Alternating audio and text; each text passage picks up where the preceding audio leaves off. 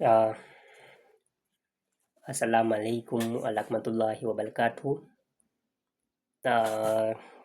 Niweze kumshukuru Mungu kwa ajili ya nafasi ameweza kutupatia katika siku hii vile vile. Lakini leo tunakwenda kuangalia vizuri somo la Pasaka, japo kwa ufupi. Kile ambacho tunakwenda kukiangalia ni kuangalia uhusiano wa mnyama aliyekuwa akitolewa wakati ule na Pasaka aliyokuja kuitoa Yesu, uhusiano kati ya hao wawili. Sasa tulitoka kusema hii ni baada ya kuweza kumjibu ndugu yetu Shafii. Hasa nikaona kwamba inabidi, kwa sababu hili ni swala ambalo hata baadhi katika ulimwengu wa Kikristo linachanganya kidogo, namna ya kuweza kuona amekujaje Kristo kuwa ni Pasaka. Tulisoma kwenye kitabu cha Wakorinto wa kwanza. Ninaomba niweze kulirudia hilo andiko, nilirudie hilo andiko katika 5:7.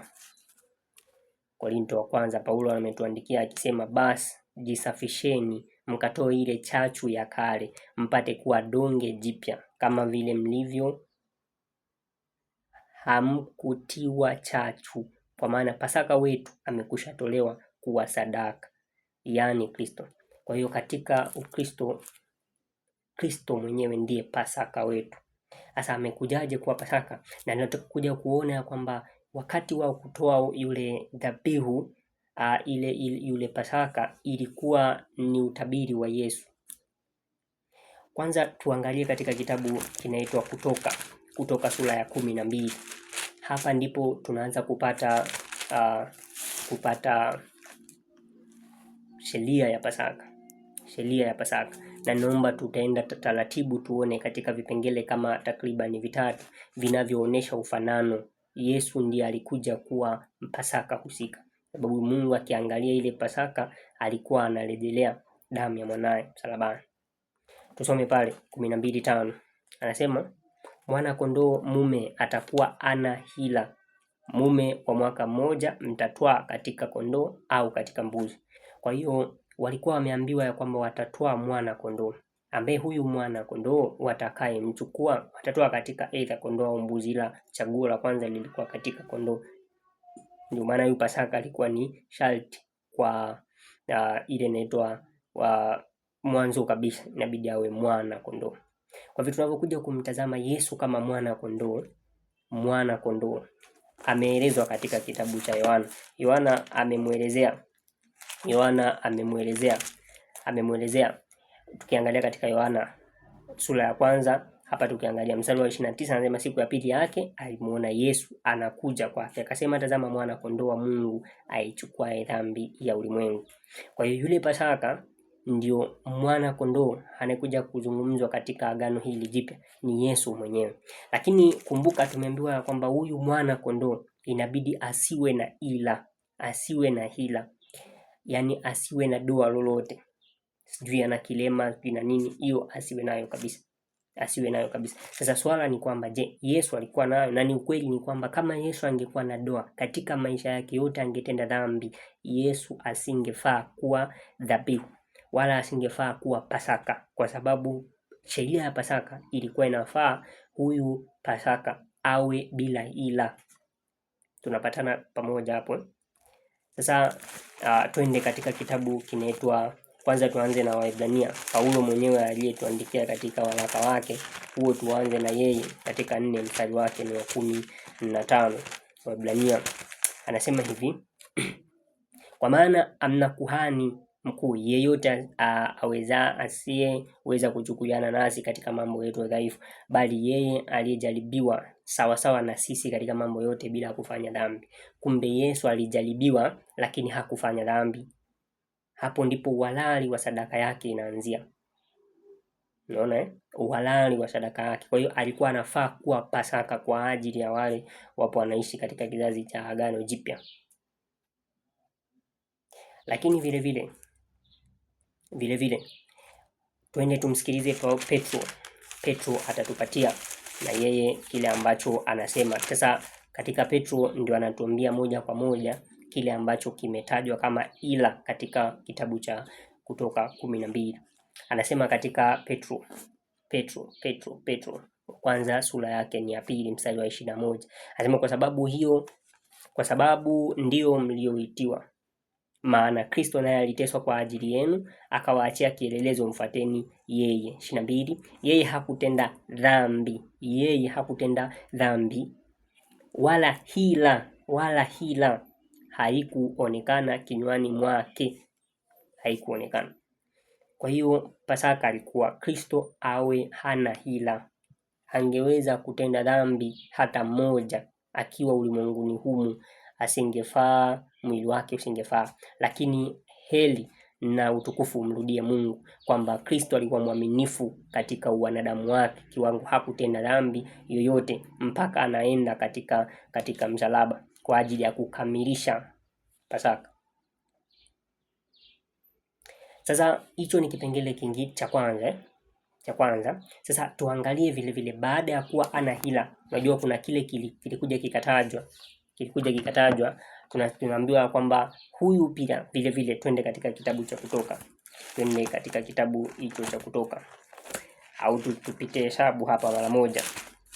Tuangalie katika Hesabu. Unajua kitabu cha Biblia ni kitabu ambacho kiukweli tulipaswa kuwa ni wenye kumsifu Mungu kwa ajili ya hii. Hichi ni kitabu ambacho kimeeleza, unajua ni unabii tofauti hata na Qur'an. Qur'ani kwa asilimia kubwa ni hadithi ya mambo yameshapita, kwa sababu hata Biblia imekuja, Qur'ani haipo. Qur'ani imekuja baadaye, Biblia ipo. Kwa vile visa vingi viko hapo, ni story zimekusimuliwa hapo. Lakini Biblia kuna vingi vimeelezwa wakati wa nyuma na isingeweza kueleweka mpaka leo, baada ya sisi kufunguliwa katika Agano Jipya, ndipo tunakuja kuelewa kumbe hiki kilikuwa kina maana hii, hiki kilikuwa kina maana hii. Sasa unaona katika Hesabu 9 mstari wake ni 5, tunaelezwa kwamba nao wataishika Pasaka katika mwezi wa kwanza siku ya 14 ya mwezi, wakati wa jioni, katika katika bara ya Sinai. Vile kama hayo yote Bwana aliyomwagiza Musa, ndivyo walivyofanya wana wa Israeli. Kwa hiyo ilikuwa ifanyike jioni.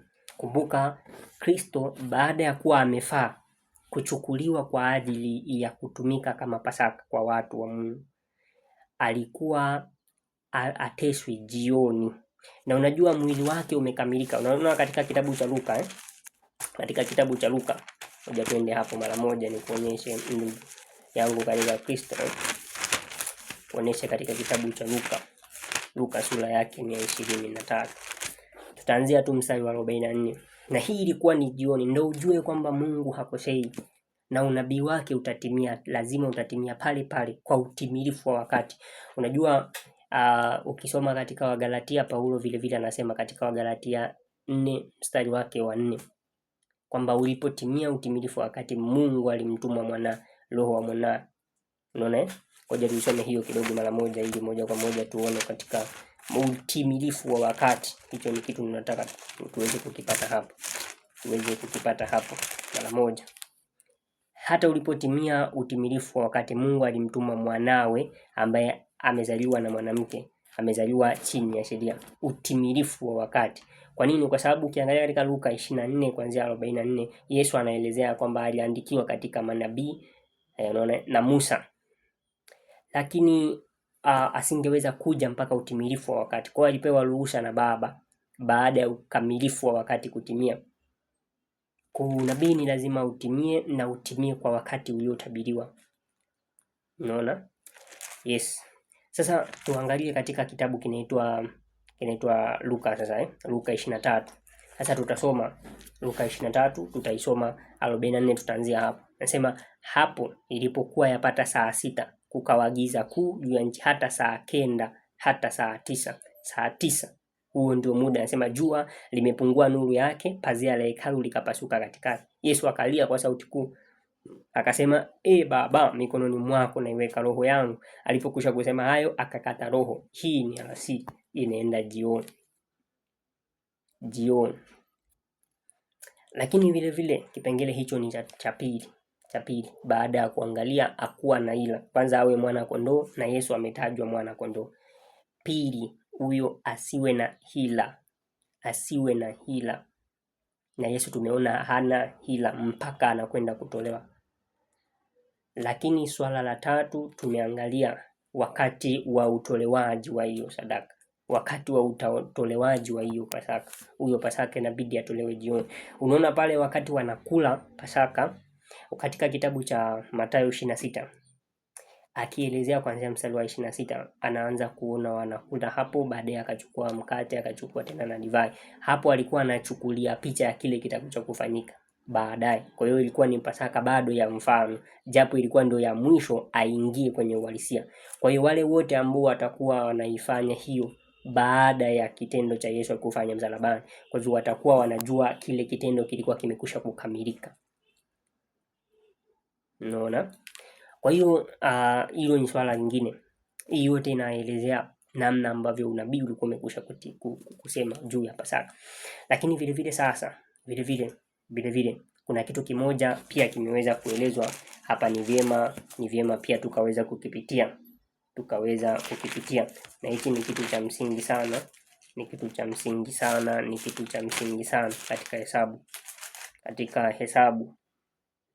katika Hesabu sura ya 9 mstari wa 12.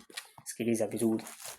Hichi ni kipengele cha mwisho kabisa kuonesha, na unajua hapa inabidi sasa tuwe makini, kwa sababu hapa ndipo tutakuja kuona kwamba kwa nini kuna vitendo kadhaa vilifanyika pale msalabani. Kuna vitendo vilifanyika pale msalabani ambavyo havikuwa bahati mbaya. Sawa Havikuwa bahati mbaya.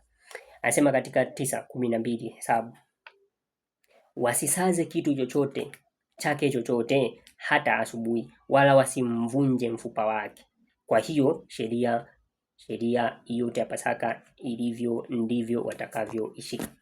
Kwa hiyo yule Pasaka hakutakiwa kuvunjwa mfupa wowote. Sasa tuangalie wakati Yesu yuko pale msalabani, baada ya kufa hakuvunjwa.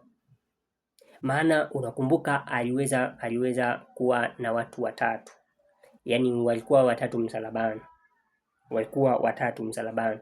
Sasa wakati wakiwa hapo watatu msalabani, wa kwanza alikuwa ni mwizi na mwingine ni mnyang'anyi. Lakini hapa akiwepo Yesu, hawa wawili walikatwa miguu, lakini Yesu hakuvunjwa miguu. Unaona? Kwa nini? Kwa sababu ya huu utabiri. Twende tuone kilichotokea katika kitabu cha Yohana sura yake ni ya 19. Yohana 19 ndio unaona kwa nini Yesu alivunjwa, hakuvunjwa miguu akiwa pale katika msalaba. Hilo ni swala la msingi tunafaa kuweza kuelewa. Unaona? Ulikuwa ni utabiri. Tunasoma katika 19, tunasoma tuanzie mstari wa 33. Haya, inasema basi, lakini tuanzie 32, tutashuka hapa. Basi askari wakaenda wakawavunja miguu wa kwanza na wa pili aliyesulubiwa pamoja naye. Unaona? Waliwavunja hao wawili, wakawavunja nini? Wakawavunja miguu. Lakini anasema lakini, mstari wa 33, hii ni Yohana 19:33 Injili. Anasema lakini walipomjia Yesu na kuona ya kuwa amekwisha kufa, hawakumvunja miguu. Kwa hiyo ni lazima Yesu asingevunjwa miguu. Kwa nini?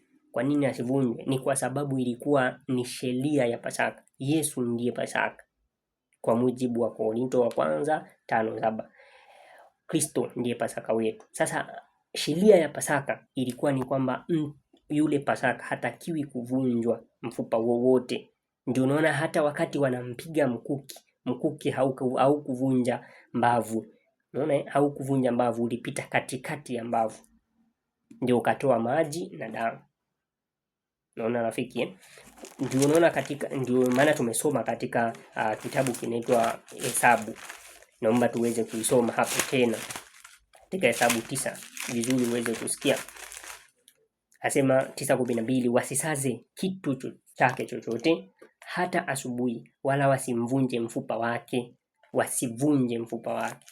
Kama Yesu angekuwa amevunjwa miguu na kuvunjwa katika mbavu, basi angekuwa hajafaa kuwa Pasaka. Lakini unabii ulitimia kabisa ya kwamba asivunjwe, na hakuvunjwa. Maana wakati wanakuja kuvunja alikuwa amekusha kufa tayari. Kwa hivyo walivunja, wakavunja, na baadaye yeye akawa hajavunjwa miguu kabisa. Huo ulikuwa ni utabiri, kwa sababu yeye ndiye alikuwa kuja kuwa Pasaka kwa ajili ya wana wa Mungu wa kizazi hiki, lakini pia hata kile, kwa sababu kile chote kilifanyika kama mfano, lakini walisia ni kifo na ufufuko wa Yesu hapo mbele. Unaona? Kwa hiyo yote inatuonesha ya kwamba Kristo ndiye alikuwa amelengwa kama hiyo Pasaka. Ndio maana unaona katika hiyo katika Luka 2:41 vile tunaona kwamba walikuwa wanaendelea Wayahudi. Unaona ni sikukuu, ilikuwa ni sikukuu kwa ajili ya Wayahudi. Sababu Wayahudi, kwa nini Wayahudi? Ukumbuke ya kwamba Yahudi ilikuwa ni kabila Mungu amelichagua kwa ajili yake mwenyewe.